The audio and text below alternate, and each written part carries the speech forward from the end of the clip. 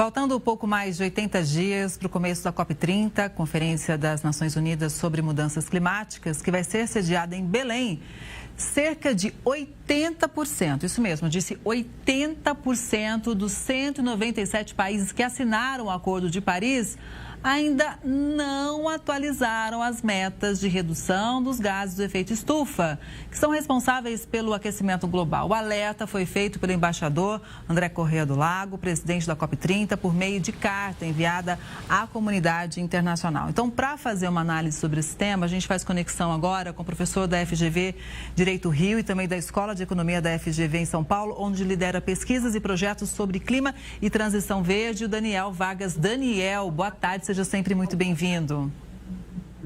Oi, Kelly. Sempre um prazer falar com você e com os telespectadores. Prazer o nosso também. 80% é um percentual muito alto. O que esse número diz pra gente? Diz muito, Kelly. Primeiro, para as pessoas entenderem, o coração do Acordo de Paris, que é a base da governança climática global, são as chamadas NDCs. As NDCs são metas, compromissos que os países assumem para descarbonizar a sua economia. Quando nós somamos os compromissos de cada um dos países, temos uma perspectiva que nos permite comparar quem se compromete mais ou menos, mas também saber o quanto de ambição já está estabelecido para o mundo avançar dentro daquele horizonte estabelecido. Qual é a realidade hoje? Praticamente nenhum país, essa é a verdade, 19 de 197 países, até pouco tempo, apresentaram a sua proposta atualizada de NDCs. O que significa que nós estamos agora à beira da COP30, com os prazos originais estabelecidos vencidos. A expectativa era de que essas NDCs atualizadas fossem apresentadas em 10 de fevereiro deste ano, e agora, há poucas semanas do evento, a vasta maioria dos países ainda não apresentou. E o que é curioso, Kelly, sequer a Europa atualizou o seu compromisso de redução de emissões. Ao passo que o Brasil, curiosamente, nesse jogo, é um dos recordistas globais, com uma das metas mais ambiciosas do mundo. Pois é, né? A Europa que cobra tanto, né, sobre sustentabilidade, meio ambiente. Por exemplo, vou fazer até uma palhinha aqui em relação ao café, exige tanto a rastreabilidade, mas não coloca lá no selo, nas suas embalagens, que o café vem do Brasil. Então eu pergunto, como é que o consumidor consciente que cobra sustentabilidade vai saber que aquele café veio de uma região sustentável? Então fica aqui também a crítica. Agora, Daniel, se eles não apresentaram, a gente pode dizer que essa COP não vai ter o sucesso esperado? Eu acho que a gente pode dizer que o sinal amarelo foi ligado. E por que os países, mesmo aqueles que no passado eram muito comprometidos, parece que agora que possuem uma segunda percepção? Existem motivos para isso, Kelly, mas tem um que me parece central. A vasta maioria das NDCs estabelecidas no passado são NDCs que nós chamamos de condicionais, ou seja, eu me comprometo a cumprir com uma série de obrigações desde que haja financiamento e apoio técnico para eu realizar, implementar dentro de casa um conjunto de mudanças na economia. Se nós tomarmos como base o ano de 2016, de todas as NDCs apresentadas no mundo, em torno de 80% delas eram NDCs condicionadas ao financiamento externo.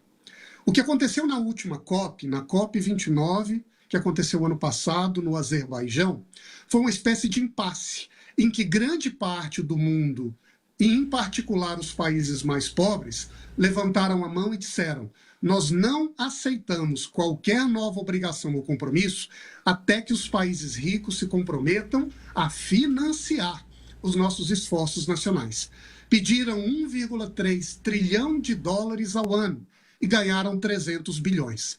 Agora, em 2025, esse debate que não foi concluído propriamente no ano passado volta à tona. E a grande questão agora no Brasil é se aqueles países que disseram eu não me comprometo a mais nada sem que o recurso seja garantido, estarão dispostos a, diante das circunstâncias, aumentar as suas próprias obrigações. E sabe o que é o mais impressionante também, Daniel? A questão de que antigamente se falava das mudanças climáticas, né? muita gente não acreditava e as mudanças chegaram. A gente já é impactado, né? Seja com seca extrema, chuva demais. Isso mundo afora, não só aqui no Brasil. E nem isso parece estar sensibilizando o suficiente para que medidas práticas sejam tomadas. Eu acho que o eixo do debate tem se alterado.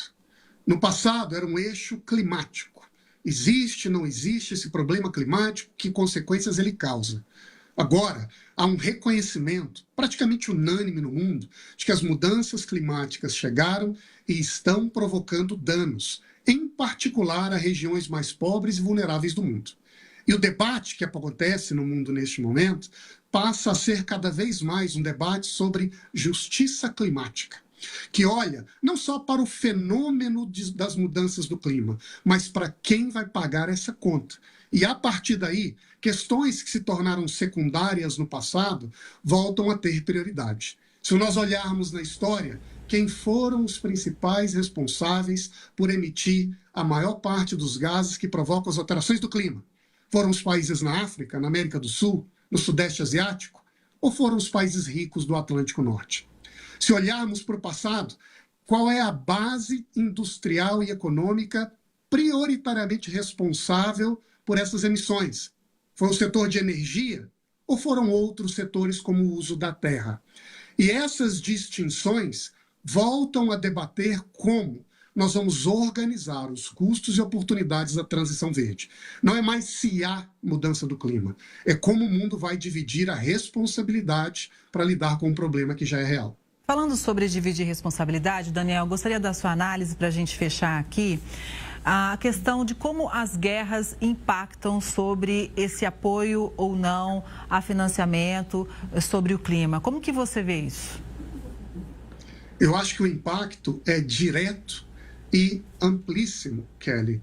Em primeiro lugar, nós estamos vendo no mundo um recrudescimento da geopolítica nacional, em que os países colocam em primeiro lugar os seus interesses econômicos, a sua soberania energética, em vez de considerar ao mesmo tempo os impactos que isso possa ter para os demais. E quando isso acontece, de um lado há um financiamento cada vez maior de esforços militares e a priorização de medidas que fortaleçam e não que fragilizem a autonomia, a soberania dos interesses de curto prazo nacionais.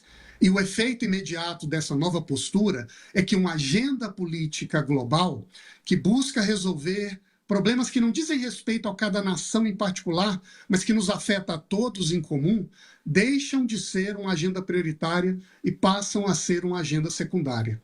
E é por isso mesmo que agora no mundo nós temos visto o próprio continente europeu, que sempre foi um bastião de defesa da moralidade ambiental, agora ser um líder em financiar, em autorizar a abertura de novos poços de petróleo, extrações de carvão e de medidas que todos sabem, ontem como hoje, que estão na base dos problemas climáticos do mundo. Pois é, e a gente vai seguir de olho, acompanhando até a COP, vai ter muito assunto. A gente espera realmente que saiam ações mais eficazes, mas o cenário é desafiador. Daniel, já recebi aqui um WhatsApp dos seus alunos, porque você tem aula daqui a pouquinho começando. Infelizmente, tenho que te liberar, a prosa é boa demais. Muito obrigada, boa aula aí para você na FGV e até a próxima. Muito obrigado, Kelly. Até breve. Até.